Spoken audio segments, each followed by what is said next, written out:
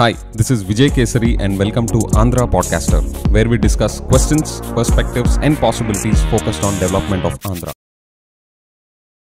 Friends, ఈ ఎపిసోడ్లో జగన్ గారి ఎకనామిక్స్ మన ఆంధ్రాకి మంచిదా కాదా అనేది డీటెయిల్గా చూద్దాం. ఒక 3 సెగ్మెంట్స్ ఆర్ 3 క్వశ్చన్స్ ఆన్సర్ చేద్దాం. ఫస్ట్ అసలు జగన్ గారి ఎకనామిక్స్ ఏంటి, ఓకే, అండ్ నెక్స్ట్ ఆయన ఎకనామిక్స్లో ఉన్న ఫ్లాస్ ఏంటి, అంటే పబ్లిక్ డొమైన్లో ఉంటున్న సర్క్యులేట్ అవుతున్నవి ఏంటి. మేజర్గా ఒక 2 ఆర్గ్యుమెంట్స్. ఒకటి, జనాలకి మనీ ఇస్తుంటే దానివల్ల ఎకానమీ రొటేట్ అవుతా, ఎకానమీలో మనీ సర్క్యులేట్ అవుతూ ఉంటే అది మంచిదే కదా అని చెప్పేసి ఒక ఆర్గ్యుమెంట్ ఉంది. అది ఎందుకని లాజికలీ నాట్ ఫిట్టింగ్ ఆర్గ్యుమెంటో నేను మీకు ఎక్స్ప్లెయిన్ చేస్తాను. అండ్ సెకండ్ ఆర్గ్యుమెంట్ ఏంటి, ఇలాగా జనాల చేతుల్లో డబ్బులు పెడితే ఇక్కడ local businesses, local employment create అయ్యే ఛాన్సెస్ ఉంటాయని చెప్పేసి ఇంకొక పాపులర్ ఆర్గ్యుమెంట్ కదా. సో అది కూడా ఎందుకని ఫండమెంటలీ నాట్ ఫిట్టింగ్ ఆర్గ్యుమెంటో నేను మీకు ఎక్స్ప్లెయిన్ చేస్తాను. ఓకే, అది చూసి ఫైనల్గా అసలు మనం వెళ్ళాల్సిన డైరెక్షన్ ఏంటి, what are the right things that we have to do. Okay, both Andhra లెవెల్లో అండ్ ఇండియా లెవెల్లో కూడా జరుగుతున్న సిచ్యువేషన్స్ని దృష్టిలో పెట్టుకొని వే ఫార్వర్డ్ ఏ డైరెక్షన్లోకి వెళ్ళాలి అనేది నేను మీతో లాజికల్గా విత్ ఫ్యాక్ట్స్ నేను మీ ముందుకు ప్రజెంట్ చేస్తాను. ఓకే, సో ఫ్రెండ్స్, జగన్ గారి ఎకనామిక్స్ ఏంటి అంటే if you look at the economy broadly, అంటే డిమాండ్ సైడ్, సప్లై సైడ్. అంటే సప్లై సైడ్ అంటే ఏంటి, job creation and production, manufacturing or services point of వ్యూలో కెపాసిటీని బిల్డ్ చేసే యాక్టివిటీస్ అన్నీ సప్లై సైడ్ వస్తాయి ఎకానమీలో. డిమాండ్ సైడ్ అంటే ఏంటి, మేజర్గా కన్జంప్షన్. ఓకే, కన్జంప్షన్ని బూస్ట్ చేసే యాక్టివిటీస్ అన్నీ డిమాండ్ సైడ్ వస్తాయి. ఓకే, సో ఈ కన్జంప్షన్లో మనకి జనరల్గా తెలిసిన ఫ్రీ మనీ కానీ, ఫ్రీ బీస్ కానీ, డీబీటీస్ ద్వారా వెళ్ళే మనీ కానీ అంతా కూడా ఈ డిమాండ్ సైడ్ని బూస్ట్ చేసే యాక్టివిటీస్ అనమాట. Essentially fundamentally they are not, I don't know about the intention, but fundamentally they boost the consumption side of the economy. Okay, so Jagan గారి టైంలో ఎకానమీని ఈ సప్లై సైడ్ మీద ఎక్కువ ఫోకస్ పెట్టారా, డిమాండ్ సైడ్ మీద ఎక్కువ ఫోకస్ పెట్టారా అంటే క్లియర్గా సప్లై సైడ్ కన్నా డిమాండ్ సైడ్ మీద ఎక్కువ ఫోకస్ పెట్టారు. ఓకే, ఏం బేస్ చేసుకొని చెప్తున్నాం, మనందరికీ తెలిసిన నంబర్సే.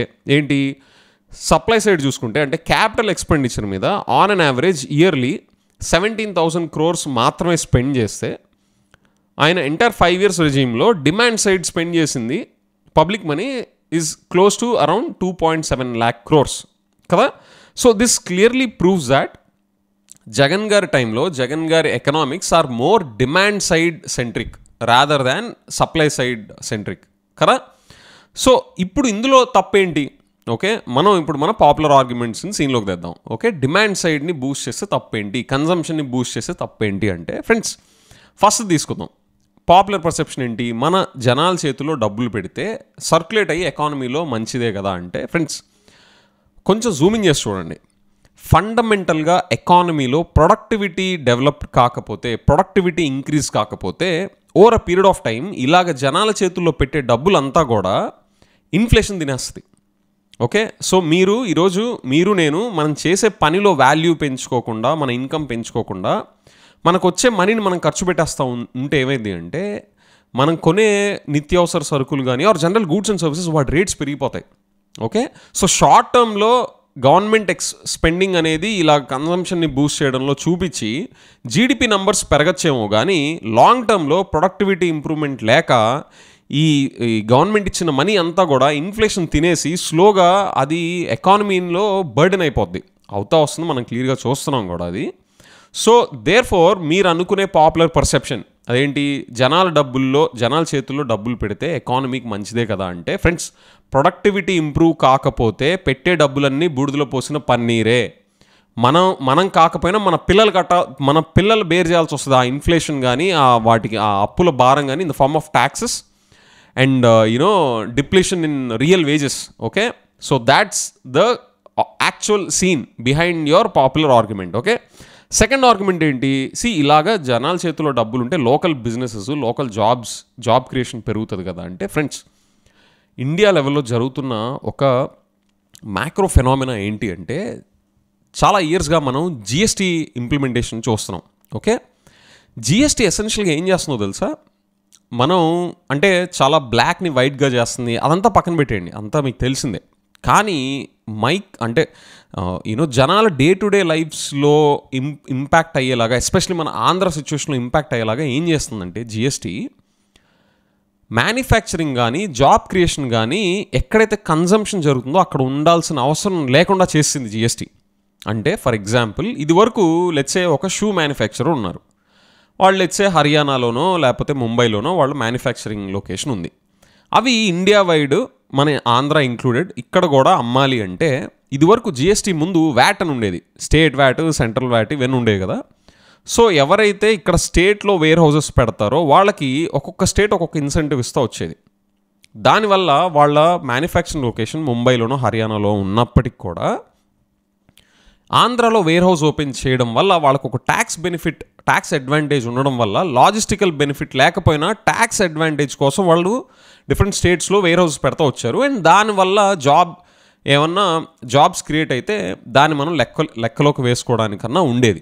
కానీ జిఎస్టీ వచ్చాక ఏమవుతుందంటే మ్యానుఫ్యాక్చరర్ ముంబైలో హర్యానాలో ఉన్నా కూడా ఇక్కడ నుంచి ఇక్కడ ఎలాంటి ట్యాక్స్ అడ్వాంటేజ్ కోసం వేర్ హౌస్ పెట్టే అవసరం లేకుండా సిచ్యువేషన్ అయిపోయింది. ఓకే, ప్యూర్లీ లాజిస్టికల్ అడ్వాంటేజ్ కోసం అయితేనే వాళ్ళు వేర్ హౌస్ ఓపెన్ చేసే అవసరం క్రియేట్ అయిపోయింది. ఓకే, సో దీంతో పాటు ఇంకొక ఫెనామినా ఏంటి, నేషనల్ హైవే నెట్వర్క్ కూడా పెరుగుతోంది. డెకేడ్ బ్యాక్తో పోలిస్తే ఆల్మోస్ట్ ఇప్పుడు హైవే నెట్వర్క్ డబుల్ అయింది. ఓకే, సో దిస్ మీన్స్ ఇది వరకు వచ్చే స్పీడ్ కన్నా కూడా ఈ రోడ్ నెట్వర్క్ డెవలప్ అవడం వల్ల ఇప్పుడు గూడ్స్ రీచ్ అయ్యే స్పీడ్ కూడా పెరిగిపోయింది. Okay, so therefore warehouse పెట్టే అవసరం క్రియేట్ చేసే ట్యాక్స్ అడ్వాంటేజు లేదు. At the same time speed ఎలాగూ పెరుగుతుంది కాబట్టి సపరేట్గా ఒక వేర్ హౌస్ అక్కడ పెట్టుకోవడం వల్ల వాళ్ళకి వర్కింగ్ క్యాపిటల్ పెరిగిపోయి ఇన్వెంటరీ ఇదంతా ఈ గోల్ ఎందుకు అని చెప్పేసి ఆ వర్కింగ్ క్యాపిటల్ రిడక్షన్ కోసం వేర్ హౌసెస్ కూడా పెట్టే అవసరం లేకుండా అయిపోయింది situation. Okay, so therefore ఎక్కడైనా మీకు మైండ్లో ఓకే ఇక్కడ కన్జంప్షన్ జరుగుతుంటే ఇక్కడ సపోర్ట్ చేయడానికి జాబ్స్ ఎంప్లాయ్మెంట్ క్రియేట్ అయ్యే సిచ్యువేషన్ అనేది ఇప్పుడు ఇండియాలో లేదు. Okay, because of this kind of formalisation that is happening or that has been happening. Okay, this is only set to grow in the coming years. So friends, దీనికి కూడా మీరు ఈ రెండు ఆర్గ్యుమెంట్స్ చూడండి. జనాల చేతుల్లో డబ్బులు పెడితే ఇక్కడే తిరిగి మంచి చేస్తుంది కదా అని చెప్పేసి అనుకుంటే రియల్ ప్రొడక్టివిటీ లేకపోవడం వల్ల ఆ ఆర్గ్యుమెంట్ ఫెయిల్ అయిపోయింది. అండ్ ఇక్కడ జనాలు డబ్బులు ఖర్చు పెడతా ఉంటే ఇక్కడ జాబ్స్, ఇక్కడ కంపెనీస్ వచ్చి ఇక్కడ ఎంప్లాయ్మెంట్ ఆ చిన్న చిన్న జాబ్స్ అన్న క్రియేట్ అయ్యే ఛాన్స్ ఉంటుంది అనుకుంటే అది కూడా ఫెయిల్ అయిపోయింది. ఓకే, సో ఫ్రెండ్స్, ఫండమెంటల్గా ప్రొడక్టివిటీని బూస్ట్ చేయకుండా కన్జంప్షన్ మీదే వెళ్తూ ఉంటే జగన్ గారి economics which is centred around boosting demand side of the economy is not sustainable. Okay, so and మీరు ఒకవేళ ఇన్ఫ్లేషన్ ఇందాక మనం మాట్లాడుకున్నాం కదా ఇన్ఫ్లేషన్ తినేస్తుంది అని చెప్పేసి, ఫ్రెండ్స్ ఇన్ఫ్లేషన్కి వచ్చేసరికి మనం ఒక డిఫరెన్స్ గమనించాలి. ఇన్ఫ్లేషన్ అనేది ప్రపంచవ్యాప్తంగా ఉంది. సో మన దగ్గర ఉంటే ఏంటి, యూఎస్లో లేదా ఇన్ఫ్లేషన్, ఇండియాలో లేదా అని చెప్పి మీరు అనుకుంటే ఫ్రెండ్స్ మనం అందరం పప్పులో గాలేస్తున్నాం. ఫ్రెండ్స్ యూఎస్లో ఉన్న ఇన్ఫ్లేషన్ వేరు, ఇండియాలో ఉన్న ఇన్ఫ్లేషన్ వేరు. ఫ్రెండ్స్ యూఎస్లో ఉన్న inflation is caused due to over employment and excess wages. Okay, ఇండియాలో inflation is because of the supply side shortages. ఇక్కడ కెపాసిటీ లేక, సప్లై లేక, దానివల్ల రియల్ ప్రొడక్టివిటీ గ్రోత్ లేక దానివల్ల వచ్చే inflation is India's inflation. Okay, please understand the difference. So మీరు ఎక్కడైనా కానీ ఇన్ఫ్లేషన్ అనేది అన్ని చోట్ల ఉంది కదా, సో ఇక్కడ తినేస్తుంది అక్కడ తినేస్తుంది అనుకుంటే this is the difference. Okay, so ఇప్పటిదాకా ఏం చూసాం, జగన్ గారి ఎకానమీలో సప్లై సైడ్ ఏంటి, డిమాండ్ సైడ్ ఏంటి, జగన్ గారి ఎకనామిక్స్ డిమాండ్ సైడ్ సెంటర్డ్గా ఎలా ఉంది, అండ్ ఆ డిమాండ్ సైడ్ సెంటర్డ్గా ఉండడం వల్ల క్రియేట్ అయ్యే ఫ్లాస్ ఏంటి, ఓకే, క్రియేట్ అయ్యే లాంగ్ టర్మ్ డ్యామేజ్ ఏంటి in the form of popular arguments. ఆ రెండు ఆర్గ్యుమెంట్స్ ఏంటి అండ్ అవి ఎందుకు ఫిట్టింగ్ ఆర్గ్యుమెంట్స్ కాదు నేను మీకు ఎక్స్ప్లెయిన్ చేశాను. So what is the right way forward అంటే friends, obviously the right way forward, ఇది నేను చెప్తున్న సోది కాదు, this is proposed by many economists in India level as well as global level.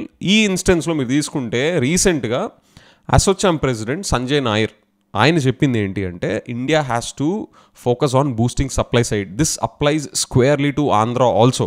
Okay, in fact మీరు సెంట్రల్ గవర్నమెంట్ ఆర్ ఇండియా లెవెల్లో చూస్తే వాళ్ళు సెంట్రల్ గవర్నమెంట్ అప్పులు తీసుకొని ఈ క్యాపెక్స్ బూస్ట్ చేస్తుంది ఇన్ టర్మ్స్ ఆఫ్ రోడ్స్ కానీ రైల్వే నెట్వర్క్ కానీ అక్కడ ఖర్చు కనిపిస్తుంది. ఓకే, సో దానికి కూడా that is not healthy to Indian economy. They have to focus on boosting supply side by not creating debts or additional load on their balance sheet. Rather, the way forward that is being recommended by these experts is to boost supply side by boosting private savings, private capital expenditure and private sentiment. Okay, India లెవెల్లోనే roads and railways and other digital public infrastructure మీద అంత spending జరుగుతున్నా కూడా guys మీరు Indian government spend చేస్తుంది సరిపోయింది, కానీ మీరు ప్యారల్గా ప్రైవేట్ సైడ్ నుంచి కూడా బూస్ట్ చేస్తే తప్ప మీరు ఎక్సెసివ్గా లోడ్ తీసుకోవడం వల్ల పెద్ద ఉపయోగం ఏం లేదు.